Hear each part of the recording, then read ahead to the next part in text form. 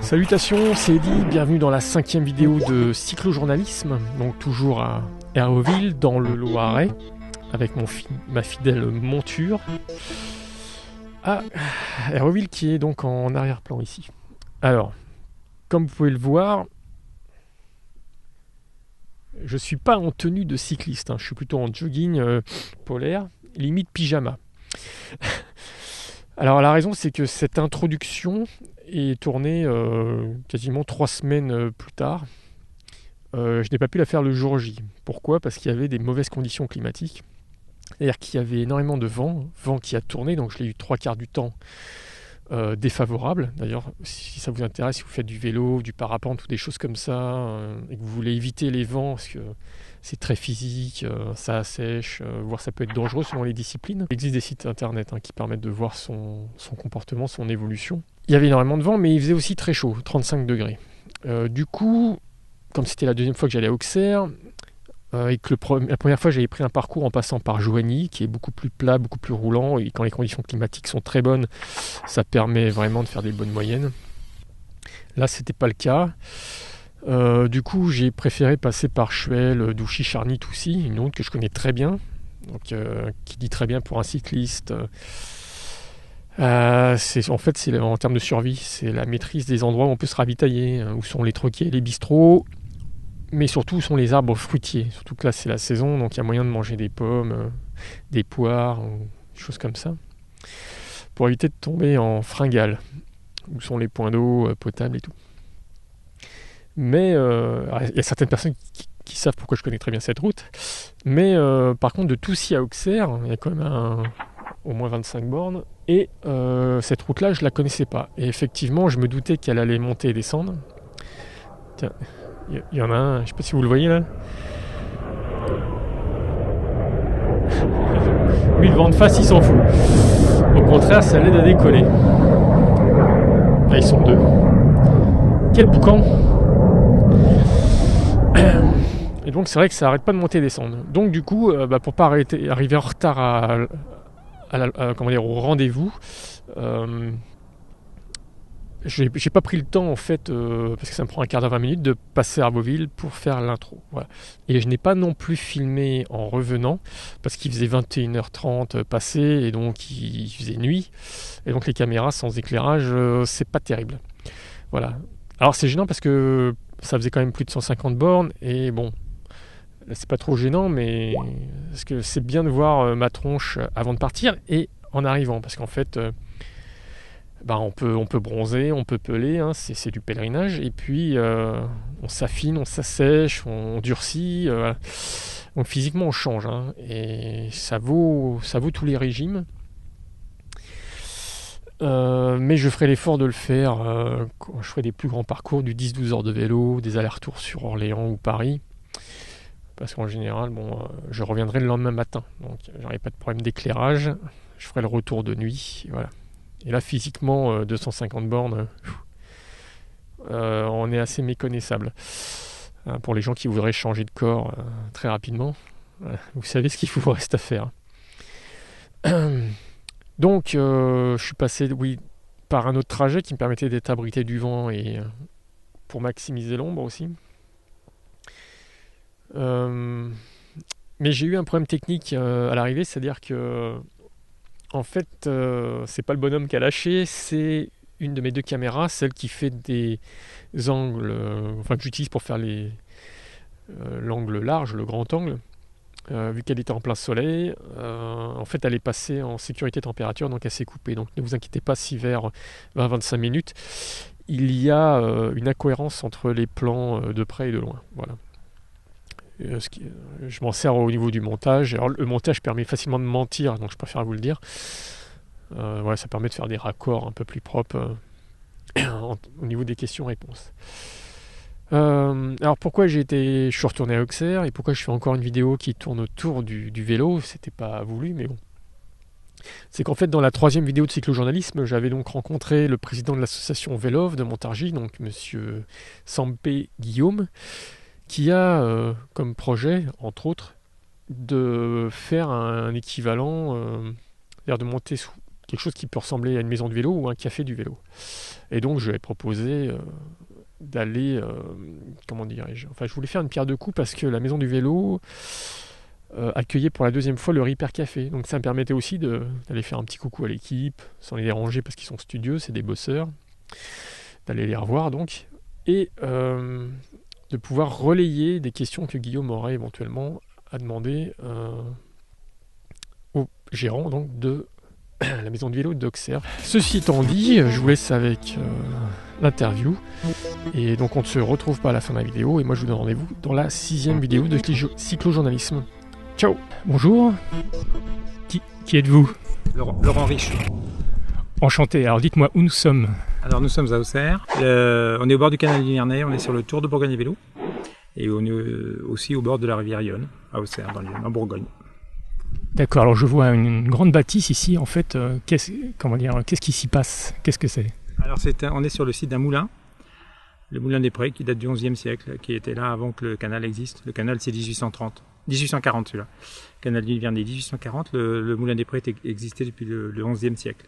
C'était un moulin et puis donc ça a été transformé en moulin à farine, moulin à écorce, il y a eu plein d'activités et puis dernièrement ça a été transformé en usine élévatoire. C'est-à-dire qu'on utilise la force de l'eau, la force motrice de l'eau, donc le côté moulin, pas pour faire tourner des meules pour écraser de la farine ou des écorces, mais pour faire tourner des pompes qui servaient à pomper de l'eau potable qui est dans une nappe qui est derrière vous là, de l'eau dans une nappe souterraine, et puis on chargeait les réservoirs de la ville, c'était l'adduction d'eau. Voilà, ça a marché jusqu'à il y a une 50aine d'années encore. Et maintenant, la nouvelle fonction ou... Alors, donc on a récupéré ces locaux-là qui n'ont plus du tout la fonction de moulin.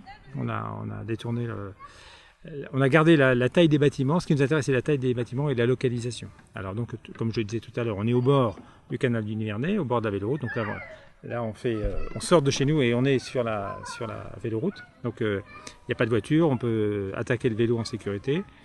On est d'autre part bien placé parce qu'on est entre la ville historique d'Auxerre, qui est à 500 mètres de nous là. Donc on est entre la ville et la gare. On est à côté, derrière ce pont là, il y a la gare SNCF. Donc les trains arrivent là régulièrement, toutes les heures, de Paris, de Dijon. Et donc on est bien placé. Donc ça permet de faire jouer la complémentarité train plus vélo.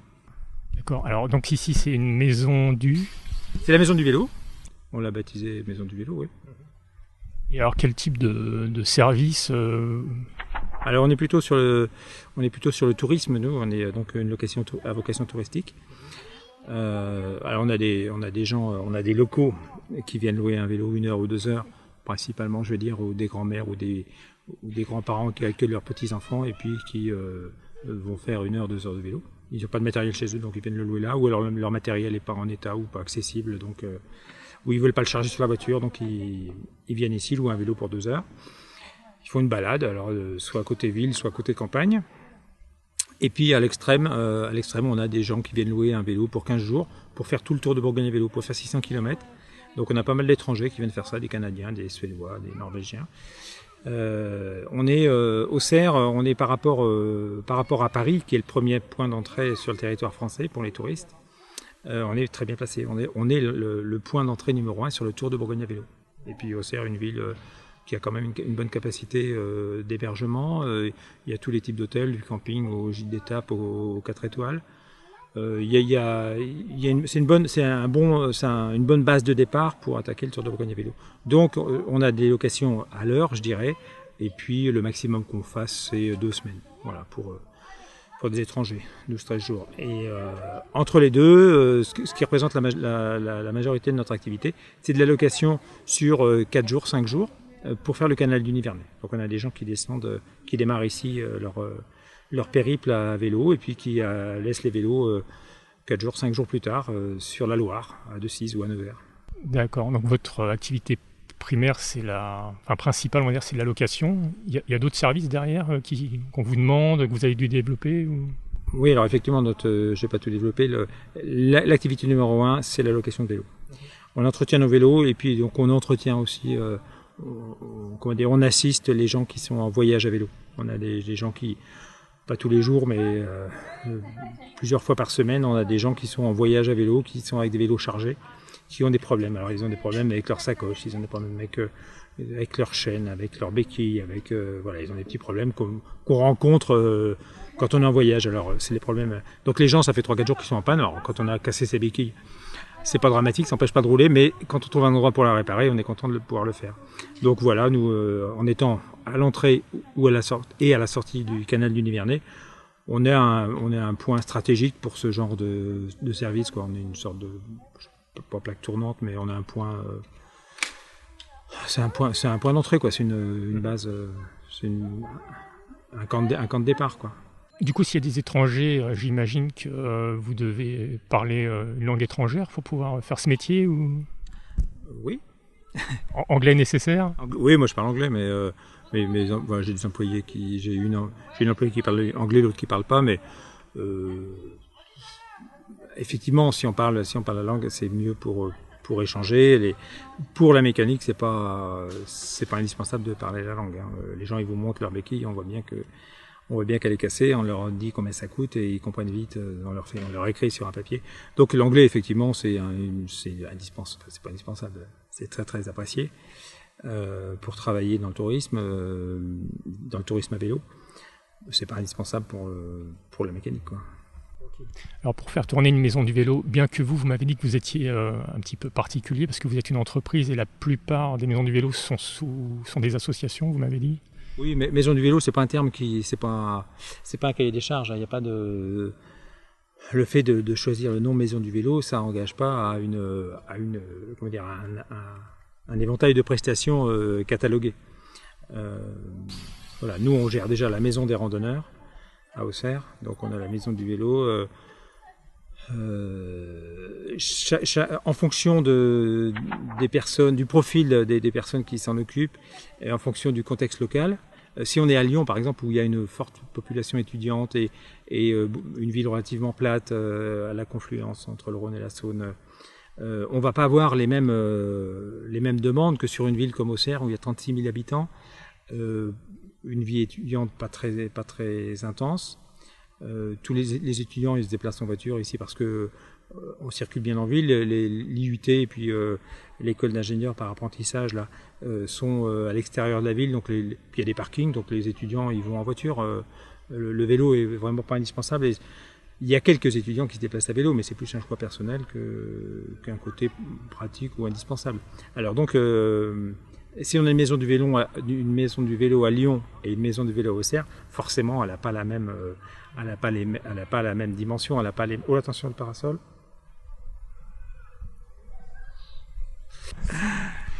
Donc oui, je disais maison du vélo. Donc après nous on a un côté, on est amoureux du vélo et on a un côté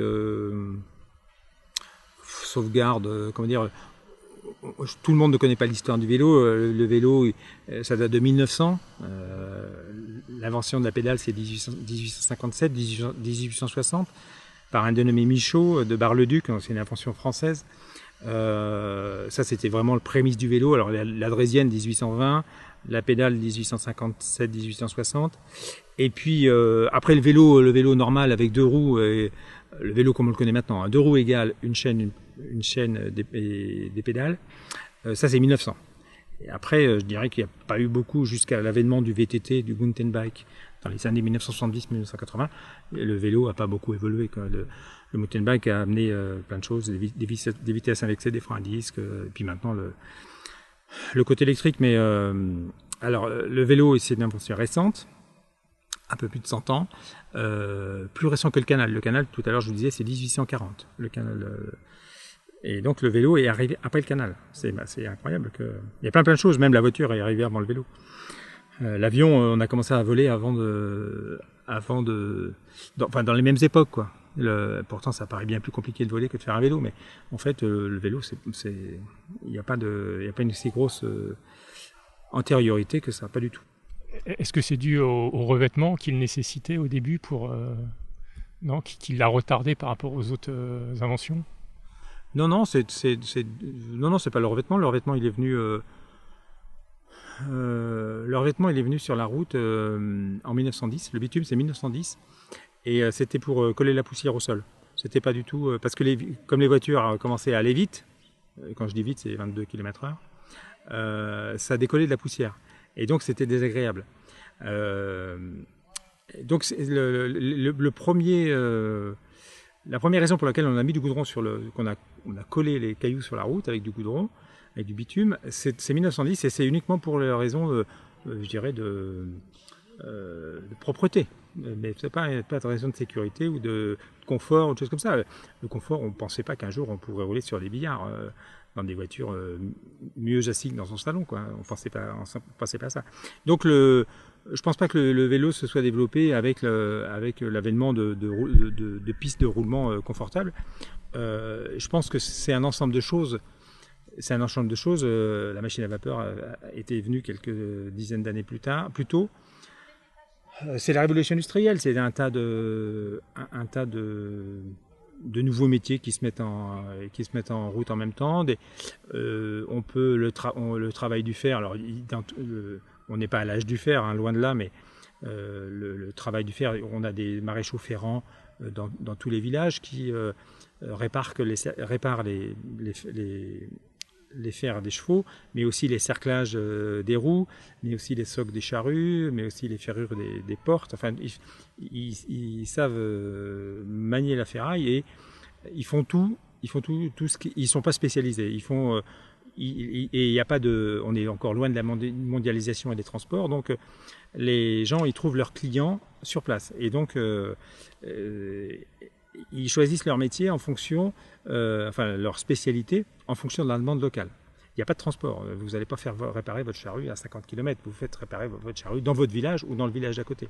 Alors la personne, le charron, le maréchal ferrant qui est capable de manier la ferraille, il fait tout ça. Et certains se sont spécialisés dans la fabrication de vélos. Donc dans Lyon, à Auxerre même, on avait trois fabriques de vélos qui étaient des gens locaux qui n'étaient pas spécialistes du vélo mais qui savaient travailler la ferraille.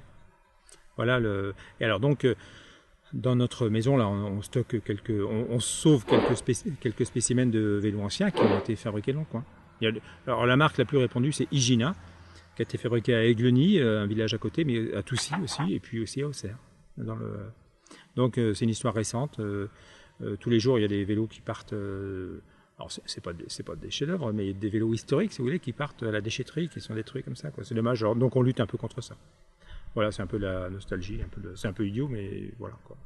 D'accord. Alors on sent que vous avez bientôt une vingtaine d'années d'expérience dans le tourisme. On sent que du coup que vous avez des grosses notions et compétences en histoire et en géographie. J'ai pu écouter une interview radio de vous qui est en plus illustrée, que je mettrai en lien à cette interview. Tout à fait. D'ailleurs, on parlait du tissu du réseau routier et vous disiez, c'était donc il y a 2 ans, en 2015, qu'il y avait certains points noirs. Est-ce que ça s'est amélioré depuis entre Paris et ici ou... Des points noirs sur les traversées de routes dangereuses et ainsi de suite là. Je pense que vous faisiez allusion aux voies vertes orientées tourisme qui n'étaient pas... il y avait la discontinuité pour faire des parcours complets des fois jusqu'à l'Île-de-France ou... Oui, donc effectivement, donc le Tour de Bourgogne à vélo.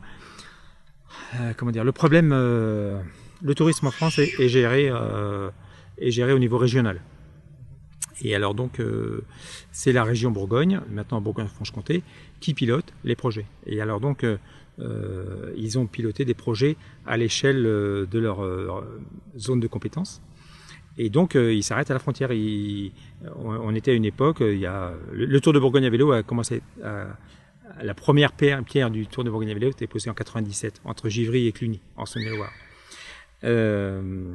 Et donc après, les institutions se sont basées sur les infrastructures existantes, les anciens canaux, et puis les anciennes voies de chemin de fer pour bâtir un réseau. Mais ils ont bâti un réseau à l'intérieur de la Bourgogne. À l'époque, il faut commencer par le début. À l'époque, on a voulu faire un produit bourguignon. Et après, seulement maintenant, on pense à le raccorder à l'extérieur et à raccorder à des zones de résidence de clientèle.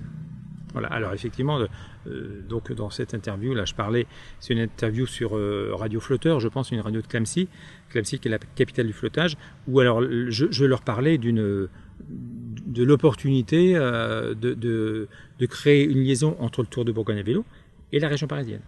Alors on a la rivière qui est juste là, c'est l'Yonne qui, enfin Lyon, on dit que l'Yonne passe à Paris, on dit pas que on dit que c'est pas la Seine à cause du débit et de la longueur à la confluence à Montreux. Ça serait la Seine. Enfin géographiquement c'est la Seine. Mais bon, la rivière a été nommée, c'est l'Yonne qui passe. La rivière a été nommée Seine, mais en fait on devrait l'appeler Yonne. Alors donc tout ça pour dire qu'on a un lien naturel. On est dans la même vallée que Paris. Donc si vous jetez une bouteille à la mer ici, là, elle va passer à Paris. Donc on a un lien naturel. Et puis, alors ce lien, il a existé durant 4 siècles avec le flottage du bois. On exportait notre bois du Morvan à Paris par cette eau-là. C'était très facile. On jetait je fais un raccourci. Les historiens du flottage du bois vont pas être contents, mais on jetait le bois dans l'eau et puis les Parisiens le récupéraient. Donc, et sans énergie, à part l'énergie du monsieur qui dirigeait le radeau, et c'est tout. Et puis il y avait il y a d'autres liens entre la région parisienne et le Morvan. C'est les nourrices du Morvan. Les jeunes mamans morvandelles allaitaient les bébés parisiens. D'accord. Et d'un autre côté, on avait le placement des jeunes qui avaient des problèmes de famille, qui étaient placés dans le Morvan. On appelait ça les enfants de l'assistance publique.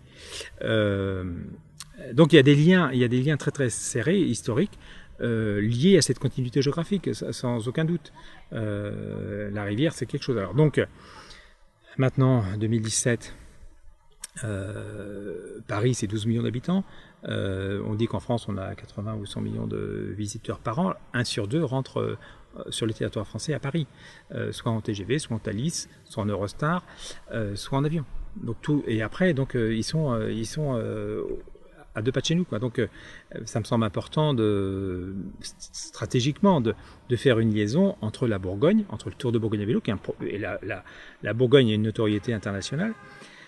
Les Parisiens, les 12 millions de Parisiens, qui sont des urbains, typiquement, qui sont en manque de nature, en manque d'espace, ils seraient super contents d'avoir, qu'on leur aménage, il faut un peu les prendre en main, qu'on leur aménage un chemin balisé pour les amener ici, au cœur de la nature. Et donc je pense que il y a une réelle opportunité à jouer là. Voilà. Donc c'est dans ce cadre-là que j'avais fait cette vidéo. Très bien.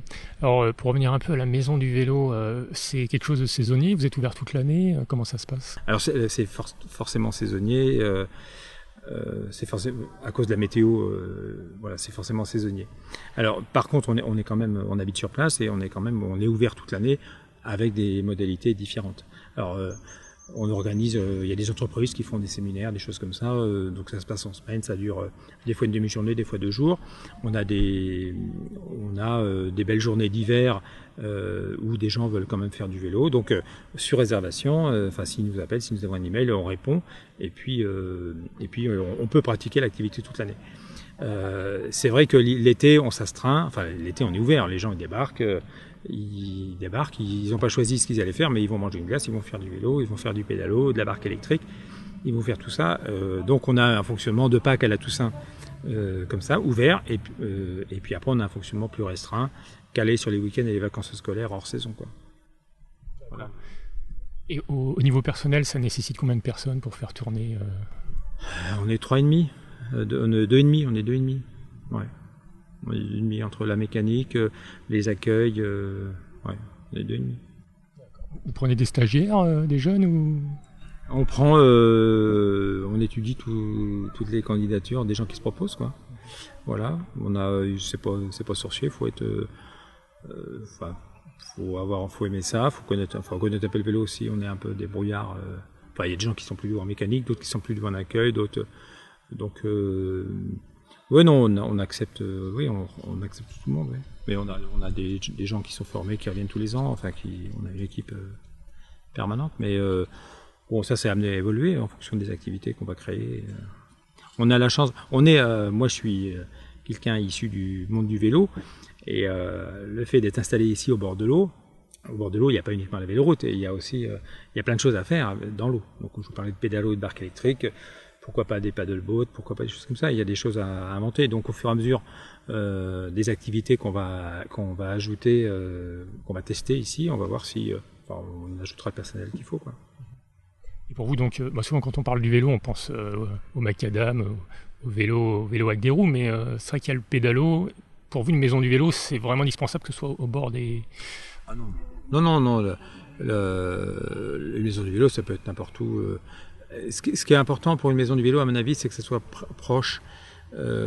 C'est un point intermodal, donc il faut que ça soit proche d'une gare et que ça soit facile d'accès, de manière à ce que les gens puissent changer de mode de transport. Alors, soit ils arrivent en véhicule, en voiture, ils peuvent se garer et prennent un vélo, soit ils arrivent en train, et là, en 5 minutes, 6 minutes, vous êtes sur le quai de la gare. D'ici, on a ici derrière vous, là, vous avez une ancienne voie de chemin de fer qui est plus en service, mais qui est reliée au réseau actuel et donc à la gare.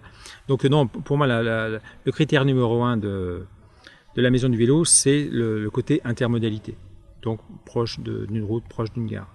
Et puis proche d'un itinéraire cyclable. Donc là, nous, on a tout ça. Le côté au bord de l'eau, c'est sympa. C'est vrai que c'est sympa. C'est joli. L'eau, c'est le liquide dans lequel on est tous nés. Il y a quelque chose de magique dans l'eau. Et puis la brume du matin quand vous êtes au printemps ou à l'automne. Et puis le passage des bateaux, là, c'est magique. Là, vous n'avez pas de chance, on passe pas en ce moment. Mais vous avez un bateau qui passe ici, qui passe devant les grilles, là, sans bruit. Et on voit une grosse masse qui se déplace et on voit pas le bruit. On voit juste ce truc qui bouge comme ça. C'est magique. Et puis il s'enfonce dans le brouillard plus loin là-bas. C'est un beau voyage. C'est un départ de voyage. C'est beau, ouais. Ça rejoint un peu le vélo où c'est se mouvoir en silence. Oui, on est dans le monde de la lenteur, ouais, tout à fait. Alors nous, on n'est pas du tout tourné compétition, même si j'ai commis quelques erreurs quand j'étais plus jeune, mais on n'est plus du tout dans ce truc-là, quoi. On accueille, il y a des sportifs qui viennent ici, mais c'est pas notre créneau de développement, quoi. Il y a des magasins de vélos qui sont spécialisés là-dedans, qui vendent tous les accessoires qui vont bien, au gramme près, donc tout ça, mais c'est plus notre créneau, quoi. Alors, vous avez parlé de diversifier vos activités à cause du côté saisonnier. Là, aujourd'hui, vous accueillez un Repair Café, vous louez vos locaux pour des séminaires ou des choses comme ça. En fait, vous servez aussi de point de ralliement, de point de départ. Comment ça se passe? Il y a des... on a un autre service qu'on rend, c'est qu'on gare les voitures des clients. Des gens qui vont faire le canal du Nivernais en 4-5 jours, ils ont besoin de garer leur voiture en sécurité. Ils ont pour avoir l'esprit libre, ils ont besoin de savoir que leur voiture, qui peut être une berline allemande ou leur voiture à laquelle ils tiennent, ils n'ont pas envie de... Les médias nous disent que c'est dangereux partout, que les voitures brûlent. Les médias nous aident à faire notre travail et en entretenant des peurs comme ça, les gens sont prêts à payer pour garer leur voiture. Donc on a régulièrement 2-3 voitures qui sont garées chez nous. Donc voilà, les gens arrivent en voiture, ils louent un vélo ou ils louent pas un vélo, et ils démarrent leur voyage. Donc on a ce côté camp de départ, quoi. Voilà. Je sais pas si j'ai répondu à votre question, c'était ça, non? Là. Si, tout à fait. Alors dans le tourisme, au niveau du vélo, les gens vont par exemple partir d'un point A pour aller à un point B, mais ils vont pas forcément revenir au point A. Comment ça se passe? Vous faites partie d'un réseau pour pouvoir acheminer, enfin redispatcher les vélos qui sont loués, qui reviennent pas? Comment ça se passe? On a créé un réseau depuis une quinzaine d'années. On a créé un réseau on s'est inspiré sur le Vélib parisien, là où vous pouvez prendre un vélo à la Tour Eiffel et puis le rendre au Champ de Mars ou je sais pas où, moi, au Trocadéro, ou Place d'Italie, je sais pas où. Donc on a créé un réseau comme ça sur nos canaux. Avec tous les 50 km, on a un point de dépôt où les gens peuvent poser un vélo ou prendre un vélo. Et alors c'est toujours le même principe, c'est des points où on peut se déplacer, on peut y arriver autrement qu'à vélo. Donc les gens peuvent arriver à vélo et repartir en train, par exemple. Donc ce réseau s'appelle Vélib Bourgogne. On a adapté le Vélib parisien à notre truc. Alors le Vélib parisien, ça marche avec des bornes automatiques et une carte bleue. Nous, on n'a pas la même dimension. On a que 330 vélos, ce qui est pas mal pour le truc, mais il n'y a pas 10 000 ou 15 000 comme sur le Vélib parisien. Et puis nous, donc à chaque fois, les gens qui prennent un vélo, il y a un accueil. Les personnels des offices de tourisme sont aptes à donner des renseignements quoi faire, quoi voir, quelle route passer, quoi visiter, où manger, où dormir, ainsi de suite. Quelqu'un qui loue un vélo à Paris, il sait exactement où il veut aller, donc il n'a pas besoin de renseignements. Il met sa carte bleue, il prend le vélo qui est en bon état, et puis il est parti, et puis il va le rendre plus loin. Quelqu'un qui loue un vélo chez nous, c'est moins facile. La personne a besoin de renseignements, il ne peut pas démarrer son voyage tout seul, quoi. Enfin, certains l'ont bien préparé avant, ils savent tout avant d'arriver, mais la plupart ne savent pas, ils ont besoin de renseignements, ils ont besoin des locaux pour être renseignés. J'ai vu le site internet, il y a un simulateur qui permet de savoir à peu près le coût entre la location, la distance et puis les accessoires, vélo simple, tandem, remorque, etc. Donc c'est bien pratique. Mais ça se limite à la Bourgogne, ce réseau ou... Ah oui, nous on est limité à la Bourgogne, ça fait déjà beaucoup. En gros, on travaille à 250 km autour de chez nous. On a fait le choix de maîtriser, on ne travaille pas tout seul, on travaille avec des partenaires qui sont les hôtels, les offices de tourisme, les restaurateurs, les marchands de vélos, tous les taxis. On a toute une cinquantaine, une soixantaine de prestataires comme ça, des partenaires. Et on a choisi de rester sur une zone qui va d'Orléans à Besançon et de Vitry-le-François à Mâcon et à Nevers, quoi. Voilà, on est en gros à 250 km autour de chez nous. C'est 250 km, c'est ce qu'un touriste fait en une semaine. 5 fois 50 km, voilà. Donc on préfère comme ça. On a eu quelques expériences de clients fidèles qui voulaient toujours passer par nous et qui voulaient aller faire des choses ailleurs. Et puis on a voulu leur faire plaisir et puis tenter l'expérience. On a vite fait de manger parce qu'il y a un taxi Enfin, c'est beaucoup plus compliqué d'organiser quand vous n'êtes pas en terre inconnue, quand les gens ne vous connaissent pas, ils ne font pas confiance. Il faut prendre des précautions qu'on ne prend plus chez nous parce qu'on est connu, parce que les gens savent comment on fonctionne. C'est assez confortable quand il y a un hôtel qui vous dit tiens, on a une réservation pour vous aujourd'hui, mais les bagages ne sont pas encore arrivés. Donc vous dites tiens, il y a un souci. Le fait d'être avec des partenaires et dans un fonctionnement rodé, on démine 90% des problèmes avant que le client s'en aperçoive. C'est la chaîne de prestataires qui fait que qui démine les problèmes, qui anticipe les problèmes et finalement ça se passe bien. Et puis avec notre système de Véli Bourgogne, c'est quand il y a un vélo qui part en voyage et qui tombe en panne, ne serait-ce qu'à 30 km, on ne va pas le dépanner. On fait intervenir notre réseau. On dit aux clients, s'il y a un souci, vous changez le vélo. Vous ne vous embêtez pas, il y a des vélos partout. Vous le posez. Les gens soit c'est pas grand-chose, alors les gens de l'office le réparent, soit c'est grave, alors on a un code, ils mettent la selle à l'envers et puis on le met de côté, et puis nous, la prochaine fois qu'on passe, on le ramasse et il repasse un entretien. Donc c'est assez confortable et puis pertinent et performant de travailler dans un réseau de confiance, de confiance dans le sens où c'est les partenaires qui nous connaissent, de confiance et de connaissance. Je vous dis, les expériences sur la Loire, par exemple, un peu plus loin vers Blois, où un restaurateur a confondu on avait réservé un dîner pour 12 personnes, et puis, manque de chance, le même soir, il y avait un autre groupe de 12 personnes, et puis dans le restaurant, ils ont cru que c'était la même réservation. Et alors donc, ils n'avaient pas pris le nom du groupe, ils ne savaient pas que c'était un groupe Richou ou un groupe je sais pas quoi, moi. Et donc un groupe de 12. Ah oui, c'est nous le groupe de 12. Mais non, c'est eux. Alors donc c'est compliqué, quoi. Donc j'étais avec des étrangers, là, avec des Américains, c'était un peu moyen. Ils ont compris, mais c'est pas sérieux, quoi. On a eu plein de soucis. Moi, j'accompagne on accompagne des gens. Alors quand vous accompagnez des gens à vélo, dans nos journées, il y a des dégustations, des visites et des choses comme ça. Et puis on se promène à vélo. Alors on connaît pas la forme des gens. On n'est pas à l'abri d'une crevaison. On n'est pas à l'abri de prendre du retard. Et puis je me rappelle d'un épisode encore sur la Loire à vélo où j'avais fait des reconnaissances la semaine avant ou 15 jours avant. J'avais reconnu mes routes et j'étais calé sur le parcours.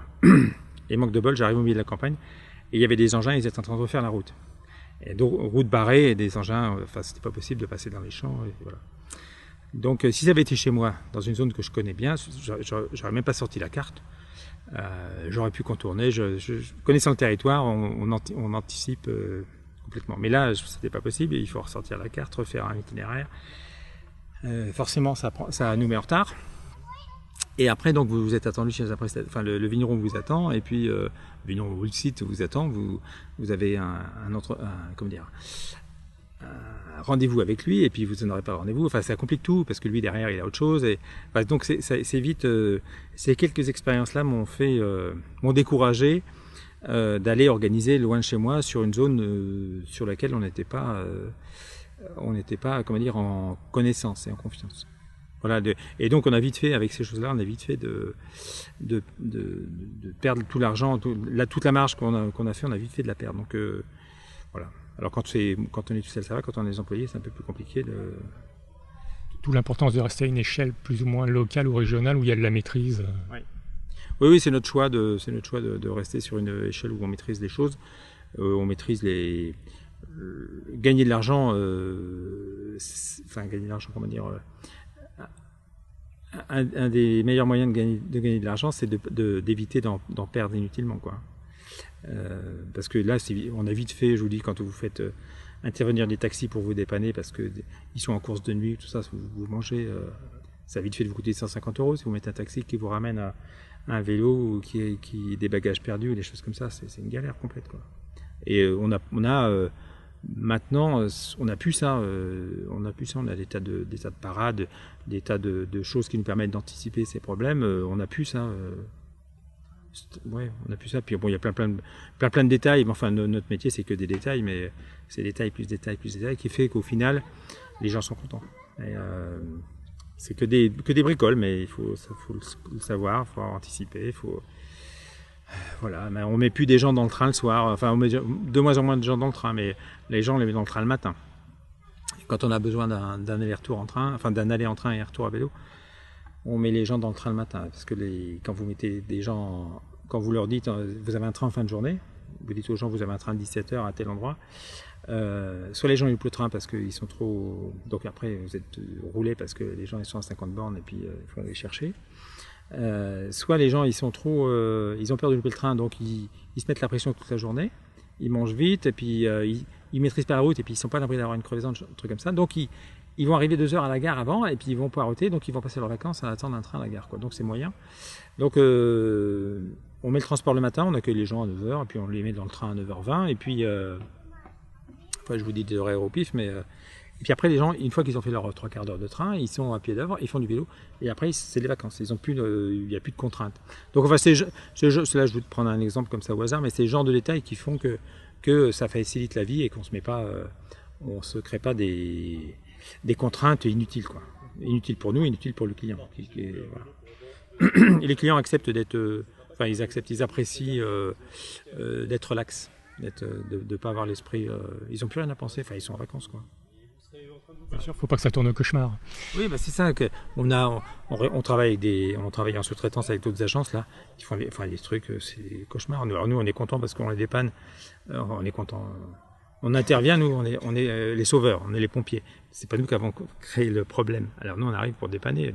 On dit, on l'avait bien dit que ça se passe pas comme ça. Donc on est content et puis on se fait rémunérer pour la prestation, sans exagérer, mais on fait pas. On voit bien que c'est des galères, quoi. C'est des galères complètes. La SNCF, enfin, je sais pas où vous diffusez ça, mais la SNCF, ils sont plus du tout fiables, quoi.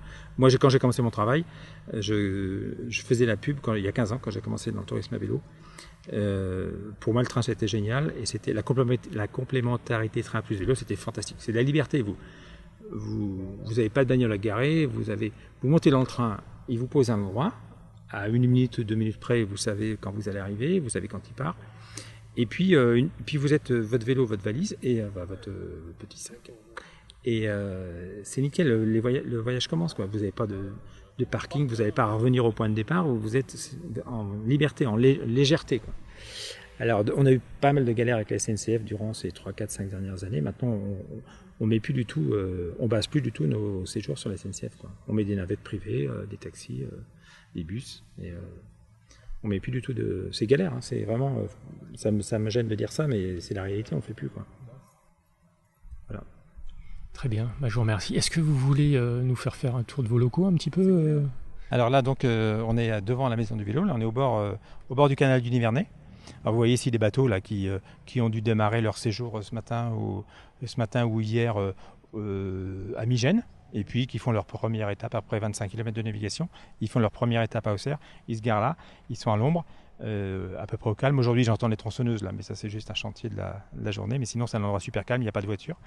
Et puis ils vont aller profiter des charmes de la ville d'Auxerre, la ville historique, et puis avec tous ces restaurants et tout ça. Et puis ici de ce côté-là, là vous avez la première écluse du canal du Nivernais. Là on est c'est la première écluse du plus beau canal d'Europe. Voilà, un joli coin. Donc c'est là qu'on travaille. Et puis derrière, de ce côté-là, là vous avez une vigne qui a été plantée récemment par Voies Navigables de France pour rappeler la thématique bourguignonne viticole. Et puis derrière, vous avez la rivière Yonne qui est juste derrière. Là. Voilà, donc là, voilà la maison du vélo maintenant, qui était la maison de l'eau, qui était à la fois qui était une usine élévatoire, qui est sur le site d'un ancien moulin. Alors on va avancer un peu, je vais vous montrer les biefs.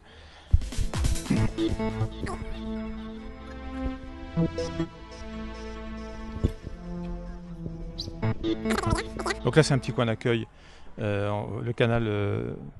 Vas-y Marine. Le canal juste au premier plan ici, puis là une petite cour sympa pour, vous voyez, bon, les enfants mangent des glaces pour avoir un petit coup et tout. C'est sympathique comme tout, fleuri, voilà. Et puis ici là, alors bon il y a des herbes qui sont arrivées dans le bief, mais ici vous voyez le bief aval du moulin des Prés. Voilà. Alors maintenant ça n'a plus d'utilité à part l'agrément. Bon, ça demande un peu d'entretien, mais voilà l'attrait. Bonjour. Ah c'est pas là. Allez par là. Vous faites le tour du bâtiment, c'est tout derrière là. Il faut faire tout le tour du bâtiment. D'accord, merci. Pas de souci. Alors ici, on est sur le bief aval. Et donc là, on a un ponton. Alors il y a des bateaux des pédalos qui sont partis en balade aujourd'hui, mais voilà le point de départ. Alors là, c'est le départ vers la ville. Là, on est sur le bief aval de la maison du vélo. Et puis, c'est un bief privé, donc il nous sert de darse, en gros, de port. Et puis après, les gens peuvent aller découvrir la ville et découvrir le panorama à partir d'ici. C'est assez bien placé.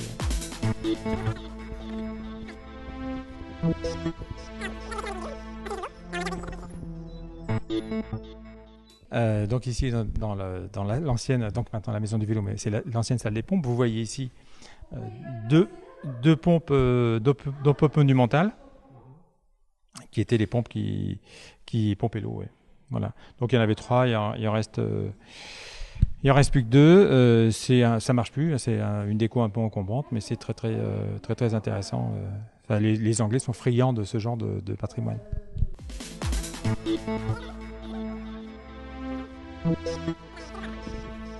Et puis donc là on a fait, donc il y a cette déco d'origine là, typique que les Anglais aiment beaucoup, ces pièces monumentales là. Et puis on a rajouté toute une dimension vélo en pendant tous ces vélos historiques au plafond. Exactement. Ouais. Bon, c'est plus de la déco qu'un côté musée, mais c'est vrai qu'il y a des pièces historiques. Il y a des pièces historiques ici. Voilà. Et puis on a quelques spécimens. Alors on a un grand bi là. On a des. Alors ça c'est un grand bi de fabrication récente. Hein. C'est un grand bi de fabrication allemande avec une route 36. Donc ça c'est pas quelque chose qu'on loue, mais les gens sont contents de faire un essai avec ça. Alors ils en font généralement pas plus de 5 minutes, mais bon il y a un côté sympa quoi. Et puis qu'est-ce qu'on a? Puis on a des choses comme ça, un vieux triporteur là, qui a été récupéré dans le coin. Voilà, sinon après il y a nos flottes de location là, qui sont ces vélos jaunes là, qui sont principalement des gitanes. Des vélos français et puis des vélos qui sont confortables et fiables. Voilà. Alors, c'est pas au niveau de la balance, c'est des vélos qui font au moins 12 kg. C'est des vélos qui sont pas. C'est pas des vélos pour faire le Tour de France, mais nos clients ils disent vos vélos roulent tout seuls. Donc pour nous ça c'est un compliment à chaque fois que. Alors c'est vrai que on fait rien de spécial. Hein. Les pneus sont bien gonflés, les vélos sont graissés, les freins sont réglés, donc c'est vrai que ça va bien quoi. Oui.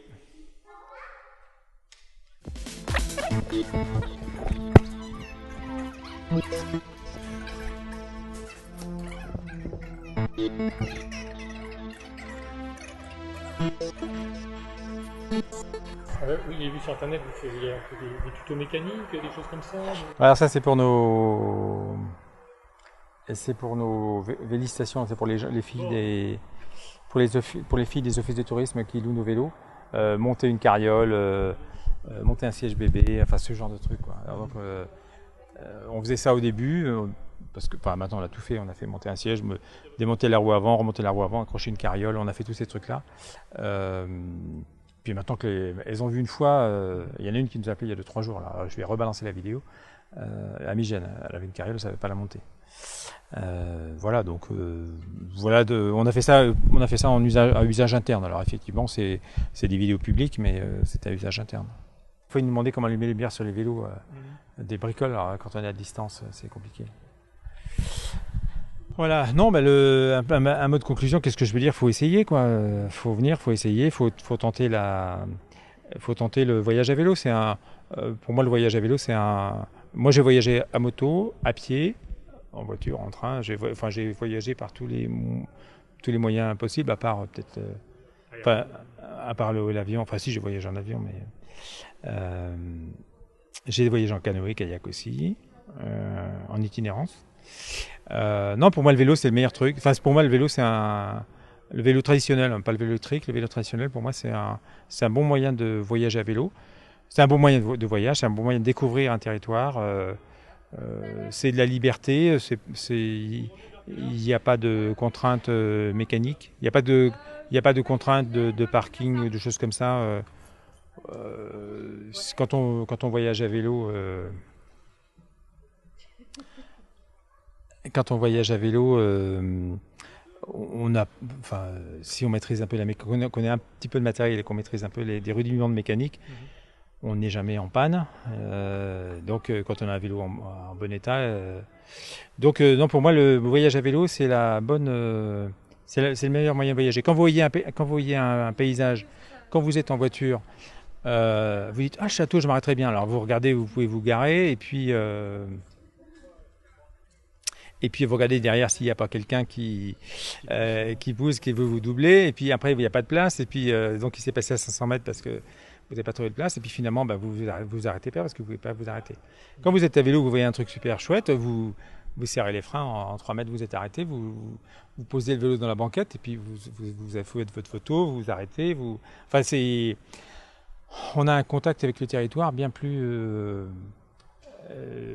intense. Et puis quand vous arrêtez un carrefour, alors moi je l'ai fait l'expérience plusieurs fois à vélo ou à moto, vous voyagez avec des sacoches et puis vous arrêtez un carrefour, vous sortez la carte. Immanquablement, il y a des gens qui viennent vous parler pour vous demander si vous êtes perdu. Alors, ce qui arrive même, c'est que les gens vous parlent en anglais. Alors, je me rappelle être voyagé en France et puis je déplie la carte et puis quelqu'un se met à me parler en anglais. Je me dis pourquoi il me parle en anglais? Alors, je lui réponds en anglais, je pensais qu'il était anglais et puis finalement j'ai vu à son accent que c'était un Français qui faisait un effort de parler en anglais.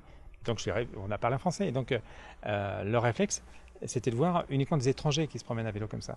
Et donc le fait de vous faites pas, quand vous êtes à vélo, vous faites pas peur. Quand vous êtes en moto, moi je me suis arrêté en moto, vous avez le même problème. Vous n'avez pas de GPS embarqué dans la voiture. Donc et puis quand vous prenez les petites routes, c'est ce que je fais quand je voyage, moto ou en vélo, je suis sur les petites routes, vous avez besoin il n'y a pas des panneaux partout, et puis on prend souvent des itinéraires bis, donc on a besoin de faire le point régulièrement, de sortir la carte. Et là, quand vous êtes en moto, même si vous avez votre casque, vous sortez la carte, il n'y a personne qui s'arrête. Vous faites pas... je sais pas, c'est pas que vous faites peur, mais quelqu'un en vélo, il y a un capital sympathie, il y a un truc où on va vers lui, quoi. Donc pour moi, c'est le vélo, je sais pas parce que c'est mon métier, mais en termes de loisirs aussi, c'est pour moi un des meilleurs moyens de transport, quoi. Et puis alors j'ai aussi voyagé à pied. À pied, il y a des longueurs, hein, et puis quand on compte que sur ses jambes. Donc quelquefois, quand le territoire est accidenté, je pense à des montagnes, des choses comme ça, la seule moyen de se déplacer, c'est à pied, donc là il n'y a pas de souci. Par contre, dès que ça devient un peu roulant, un peu dès qu'il y a un peu de longueur, à pied, c'est vraiment, vous êtes prisonnier de vos pieds, quoi. Donc, quand vous êtes limité à 25, 28, 30 km par jour, vous ne faites pas plus, quoi. Puis, quand on vous indique une chapelle à 3 km, vous n'y allez pas, quoi. C'est clair. 3 km plus 3, c'est à côté, mais à pied, c'est 6 km, c'est 1 heure, une bonne heure. Donc, vous ne faites pas. À vélo, on a une liberté, qu'on n'a pas à pied. Quand en fin de journée vous arrivez dans la ville, enfin dans le village que vous vous étiez donné comme étape, et puis qu'on vous dit il n'y a plus de place. Alors, et puis là, quand vous êtes à pied, la dame ou le monsieur vous dit il n'y a pas de place, mais c'est pas grave, il y en a à 3 km ou à 5 km. Alors pour elle, c'est rien parce qu'elle a une voiture et puis elle se déplace, c'est à côté. Et quand vous êtes à pied, vous avez déjà fait 25 km, on vous dit il y a encore une bonne demi-heure de marche et éventuellement il faut s'écarter du chemin et que demain il faudra faire 3 km pour se remettre sur le chemin, là c'est compliqué. À vélo, on vous dit à 3 km, à 5 km, vous montez dessus, ça se fait tout seul, quoi. Donc pour moi le vélo, c'est pour voyager chez nous en Europe, là, c'est le meilleur moyen de voyage. Vous avez des pèlerins qui passent par ici? Ah ouais, on est sur 2 chemins de pèlerinage de Compostelle, là, des gens qui viennent de Namur, qui descendent sur Vézelay, puis après sur Périgueux et sur Saint-Jean-Pied-de-Port. Puis on a une voie qui a été remise à jour il n'y a pas longtemps, la voie Paris-Sens-Vézelay. Donc on a pas mal de pèlerins qui remontent la vallée de la Seine, qui arrivent chez nous. Donc Auxerre et au carrefour de ces 2 voies, vers Vézelay. Donc on accueille pas mal de monde, et puis après il y a des tas de gens qui font leur périple à eux. Les Hollandais ont un guide qui s'appelle Outdoor, et ils passent par ici. Ils viennent de Troyes, Pontigny, puis ils descendent ici, puis ils redescendent sur Vézelay. Donc ils passent à Auxerre, ils ont besoin, c'est des gens qui sont pragmatiques, ils ont besoin d'hébergement. Donc ils vont de ville en ville. Auxerre, une ville suffisamment importante pour avoir assez d'hôtels, assez de camping. Ils savent qu'en venant à Auxerre, ils vont trouver de la place. Alors que ce n'est pas le cas si vous allez dans une petite ville. Dans des gros villages de petites villes, vous n'êtes pas sûr que ce ne soit pas complet. Donc non, Auxerre, on est bien placé pour ça. Ouais. Sinon, le vélo électrique, vous êtes obligé d'en fournir en location, à la vente? On en a une quinzaine de vélos électriques qu'on a en location. Il y a pas mal de demandes? Oui, il y a de la demande. Alors, pas mal de demandes. Ouais, il y a de la demande, ouais. C'est le vélo électrique. Ça rentre dans les mœurs, ça fait venir des gens... Ça fait venir au vélo des gens qui se sentaient étrangers à ça, quoi, qui pensaient pas avoir la force. C'est une discipline un peu différente du vélo, hein, mais c'est bien, ouais. C'est bien le vélo électrique. Moi, je vois ça. Le principal attrait du vélo électrique, je le vois dans le remplacement de la deuxième voiture. Donc, je le vois plutôt au côté utilitaire. Non, pour les travailler. Ouais. Pour les travailler sans ascenseur. Et puis, quand vous partez en balade avec un vélo électrique, vous êtes dépendant d'une prise électrique et toute la journée vous regardez la jauge pour savoir quand c'est votre vélo que vous pratiquez, vous savez exactement ce qu'il y a dans le ventre. Quand c'est pas votre vélo, que le marchand vous a dit qu'il était 90 km, vous dit 80 km en descente, 80 km à plat, 80 km en côte. Alors vous savez pas. Vous savez pas. Alors quand vous voyez la jauge qui baisse, vous passez de 5 bars à 4 bars à 3 bars à 2 bars, vous vous dites qu'est-ce qui se passe? Donc vous passez votre demi-journée à vous dire est-ce que c'est moi qui vais devoir emmener les 25 kg du vélo, quoi. Je vous parle pas des problèmes d'humidité, du poids mort à emmener quand même, ça fait 25 kg. Il y a un poids mort à traîner qui est pas négligeable, mais qu'on n'a pas sur un vélo traditionnel. Même si vous avez des vélos confortables comme ça qui font 12-13 kg, ce qui est lourd par rapport à un vélo de course, c'est sans comparaison avec un vélo électrique ça ressemble plutôt à une mobilette à traîner, quoi. C'est lourd, hein. C'est le Solex 2.0. Ouais, c'est ça. Ouais. Alors ça va faire des progrès, mais pour l'instant, je vous dis, moi, alors c'est bien pour remettre en selle des gens qui sont un peu éloignés de toute pratique sportive, et puis c'est bien pour remplacer la deuxième bagnole, quoi. Moi, je vois ça. Voilà le créneau. Et puis alors, je parle pas du côté économique. Le côté économique, c'est les assurances, les contrôles techniques. Non, le côté, comment dire, rentabilité. Pour nous, loueurs, ça coûte 1 500 €. Les premiers modèles qu'on achète, on les paye 1 500.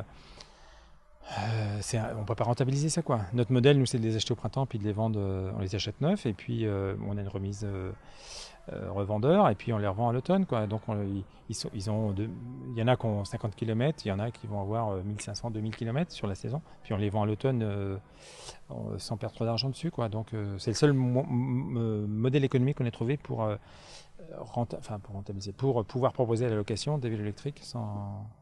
Vous repartez sur un parc neuf tous les ans, on change, ouais. Okay. Ouais. Non, en plus, c'est pas, il faut les faire tourner régulièrement. Non, c'est compliqué. C'est compliqué. Alors, ça a dopé le commerce de détail. Tous les marchands de vélos, là, ils se sont refaits sur le vélo électrique parce qu'ils en ont vendu plein à des gens qui venaient jamais dans leur magasin. C'est des nouveaux clients. Donc, c'est des gens qui ne sont pas regardants sur la taille des pneus, le derrière, tout ça. Enfin, c'est pas des cyclistes, c'est pas des cyclistes aguerris qui sont exigeants. Donc, et donc, si on veut acheter un vélo chez vous, faut venir vers quelle période ? Ils vont être mis en vente là. On tient une liste d'attente parce que les gens qui essayent les vélos, ils nous demandent si on les vend. Oui, bien sûr, on a une liste d'attente qui est largement pleine. Alors, par expérience, on sait qu'il y a des gens qui ne vont pas attendre qu'on vende les nôtres, mais qui vont avoir une opportunité d'en acheter un autre ailleurs ou un neuf. Et puis sinon, là, on a des locations jusqu'à fin septembre, mais dès début octobre, on va les mettre en vente. Ouais. Donc, on les vend autour de 1 000 €, 1 100 € selon les kilomètres qu'ils vont avoir. Selon l'état, il y en a qui vont être tout neufs, qui sont encore brillants, et puis il y en a qui ont quelques éraflures, parce que il y a des clients qui sont moins soigneux, ou dans le transport, on les a esquintés. Mais voilà, mais c'est des vélos qui ont un bel aspect, quoi. On parlait d'électrique juste avant, même s'il y a des gens qui roulent sans vélo électrique, il y a toujours il y a de plus en plus de smartphones, des choses comme ça. Il y a moyen à la maison du vélo de recharger, d'avoir accès à une prise ? Oui, bien sûr. Ouais. Alors c'est pas une demande... bien sûr, il y a des gens qui sont en voyage, il y en a qui rechargent leur vélo électrique aussi. Donc ils boivent un café, ils branchent leur truc, ils chargent une demi-heure. Oui, on fait ça, bien sûr. Et ce qui est aussi demandé, alors de moins en moins, c'était le Wi-Fi. Il y a quelques années, le Wi-Fi, c'est indispensable. Alors pour les étrangers, maintenant que les frais de roaming sont...